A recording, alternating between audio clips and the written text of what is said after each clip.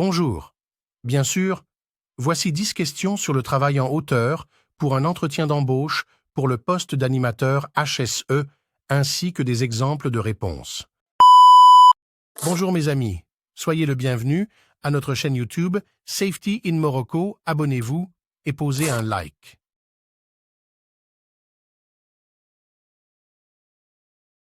« 1. Pouvez-vous expliquer les principaux risques associés au travail en hauteur?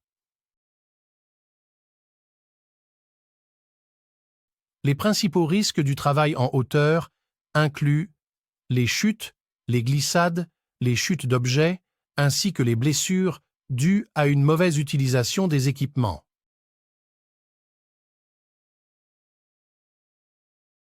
« 2. Quelles sont les mesures de prévention que vous mettriez en place pour garantir la sécurité des travailleurs en hauteur? Et mesures pas de prévention. Je mettrai en place des mesures telles que l'installation de garde-corps, l'utilisation de harnais de sécurité, l'évaluation des risques avant le travail, la formation adéquate et la surveillance continue.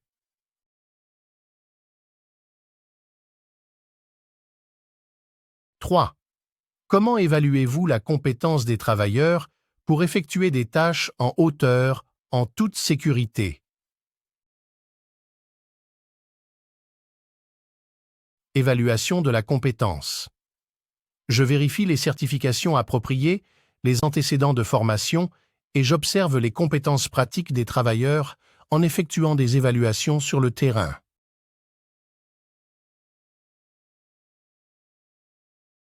4. Quels sont les équipements de protection individuelle, EPI, nécessaires pour le travail en hauteur et comment assurez-vous leur utilisation adéquate? Équipements de protection individuelle. Les EPI nécessaires peuvent inclure des harnais de sécurité, des lignes de vie, des casques, des chaussures antidérapantes et je m'assure qu'ils sont correctement ajustés et entretenus.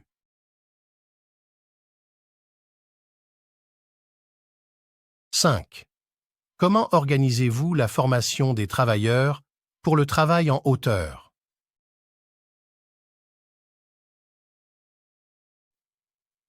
Formation des travailleurs.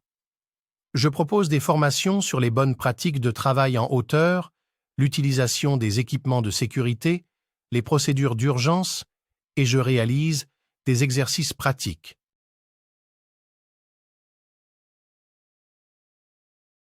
6. Quelles sont les procédures à suivre en cas d'urgence lorsqu'un travailleur se trouve en hauteur? En cas d'urgence, les travailleurs doivent savoir comment utiliser leurs EPI de sauvetage, comment alerter les secours et suivre les procédures d'évacuation d'urgence.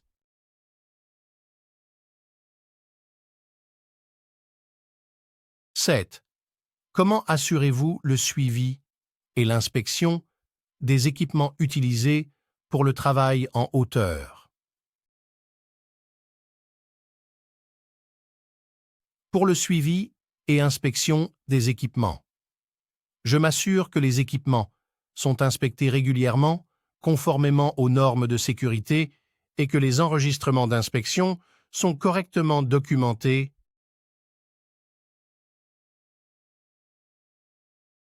8.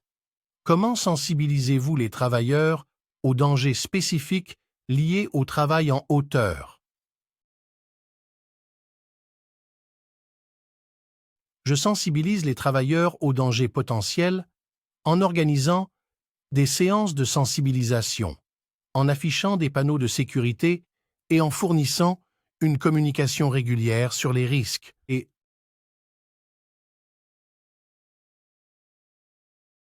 9. Comment gérez-vous les situations où les conditions météorologiques peuvent rendre le travail en hauteur dangereux?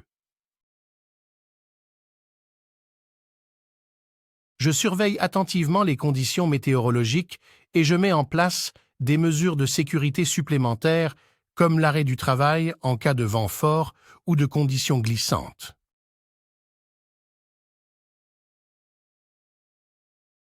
10.